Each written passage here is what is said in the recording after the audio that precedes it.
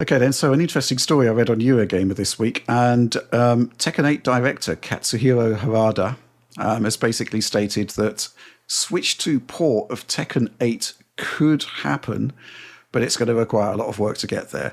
There was a quote here from an interview at Evo earlier in the month where he stated it's an interesting option, not totally off the table, but it requires a lot of work on the game to get it running on that hardware. From a business standpoint, the Switch 2 is doing quite well, so it would be a very good business decision if you're trying to get a bigger audience, but the amount of work that would have to be done on the game makes it not a very easy decision. At this point in time, there's nothing to announce. But it's an interesting conceit, right, Oliver, the concept of bringing Tekken 8 onto the Switch 2, because on the one hand, this is a current gen only game, right? But on the other hand, it does seem to run quite well with considerable cutbacks on the Steam Deck, and you can kind of use Steam Deck as a sort of plausibility filter for whether a Switch 2 version is kind of viable or not. Yeah, John already showed this game running on the Steam Deck at 60 FPS with pretty moderate settings tweaks. I think he was looking at a mix of low and medium settings with temporal upscaling from about 480p with TSR to 720p, and he had found that a pretty appealing experience.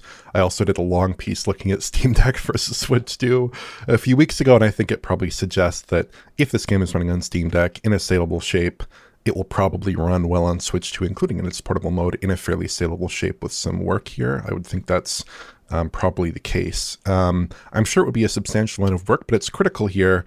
This is a UE5 title, but it's not using any of the key UE5 features as far as I can tell. There's no VSM, no Lumen, no Nanite. It does look good, but it does not feel like the kind of game that would be a stretch for the console. Even if you look at like the Series S version, that's operating in like a 720p to 1080p window. Which is kind of, a little bit higher than maybe you'd expect from Switch 2. But if you have DLSS in the mix, I think we've seen this from Street Fighter, right? You throw in DLSS, a little bit of a different upscaling solution, you get a pretty good result there. But there are also tweakables they could adjust that are present on Series S that wouldn't necessarily need to be present on Switch 2. Like SSR, do you need SSR on Switch 2? Maybe you cut that. Maybe you reduce the detail modestly in some of the backgrounds. Like there are some concessions you could make on top of that to probably get it in a pretty good shape on Switch 2. I'm sure it would be a substantial amount of work, and maybe it's worth it, maybe it isn't. But I think this is clearly a game that would probably work fine in Switch 2. It doesn't feel like something that's not of a kind with other games we've seen that do work well on the hardware. It's using kind of like PS4 level-ish visual features. It's targeting high resolutions on the home consoles. It would probably be a pretty good fit for Switch 2. And I'd suggest that probably in terms of the kind of market logistics of it, you'd probably sell a lot of units on Switch 2. I think it might be a good fit for the Switch 2 from a market perspective too, because I think Street Fighter 6 has done pretty well. I think people are keen on these kinds of games. Interesting. Tom, you looked into this, the sort of viability of this project having already covered Street Fighter 6 on Switch 2. Yeah, for sure. I mean, as Oliver's saying, like it's about the business proposition of it as well. Like, is it worth the time to re-engineer the game? And from the sounds, based on the interview, it seems like they're not even really considering it. It's almost like the interviewer just raised the idea in their heads. so it's not coming anytime soon. It is kind of take a bit of work. But yeah, Tekken 8 is, astonishing from a tech standpoint in the fighting game space. It's got some stuff like Unreal Engine 5, obviously, as Oliver's talking about, but also on top of that, it's just that, Street Fighter 6 has made the jump to Switch 2 in a pretty fine form, 60 FPS. The cutbacks speak for themselves, like in res and shadows and the loss of SSR. But I'm very happy with that version. It's a superb take on Street Fighter 6. With Tekken 8, though, we're talking about environments with a lot more CPU pushing stuff. There's physics, like hair, cloth. There's like concrete slabs that smash, the barriers that break. All this stuff, kind of like the secondary animations and the physics on the environment, are a factor that just isn't in Street Fighter 6. There's just not as much of that, or barely any of it, on the environment. So it's that is a big difference. So if they want to, from a CPU perspective, if they want to adjust that for Switch 2, it might be possible. But if they want to keep crossplay intact as well with other platforms, might that be a consideration? Is there going to be too much of a change to make that possible? That's kind of up for debate, really. But yeah, I mean, it's also, it's not just the docked play. They've got to factor in portable. Like with Street Fighter 6, they had, as another fighting game, there are a lot of cutbacks there, which they had to make, in lighting and shadows and all these effects. So, it's whether we want to see a version running at low settings, low, medium settings, as like John tried on the Steam Deck test there, and whether we're kind of happy with that sort of ballpark setting for Switch 2.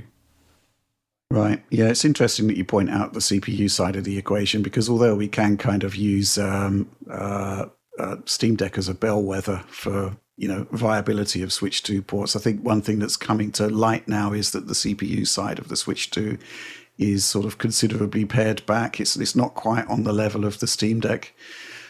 So yeah, there's a lot of question marks over that in particular, and we have heard that basically it's almost like a lot of developers are looking to bring over their existing library of games to Switch 2, but at the same time there are games, especially current gen games, where the CPU burden is significantly higher to the point where they're thinking, well, maybe that's not going to happen. On the flip side, you hear about rumored projects like Assassin's Creed Shadows coming to Switch 2, which would have a significant CPU overhead of its own. So it's kind of weird. I think we heard some rumors this week, Oliver, about the Switch 2 using like DLSS 3.1, and there's various sort of leaks about what's happening with the development environment there. Yeah, that came out. I'm a little bit. I don't know that's necessarily 100% the case. I mean, there could be, the kind of higher end DLSS variant could be indeed DLSS 3.1 or something, right, a very close variant to that. But there are also, it appears like lower quality DLSS settings, perhaps, at least, titles that are using DLSS that have been confirmed to be using DLSS from the developers like Fast Fusion, like Hogwarts Legacy, that have like no reasonable DLSS characteristics. So look, if anything, they look closer to like FSR 3 or something. They don't look anything like DLSS. And we know they are using DLSS. Certainly like the regular version of DLSS in titles like Cyberpunk 2077 does have some pretty close similarities, I would say, with like DLSS CNN on PC. I would say I think that's a pretty reasonable point of comparison there. Mm-hmm. Yeah, I mean, obviously Gamescom next week, John, Alex and I are going to be meeting up, and it's a good opportunity for John to hand over his spare Switch 2 to Alex, and we could actually crack on with doing the long-awaited Alex Battaglia take on DLSS on Switch 2. But yeah, there's going to be, as you quite rightly say, Oliver, there's going to be some games where you can kind of say, right, this is recognizably DLSS, and it's sort of comparable to PC from that perspective. But at the same time, there is still this mystery of games that are kind of mooted to be using DLSS, but it doesn't really look like DLSS. So yeah, that's going to be something I hope that Alex can unpick.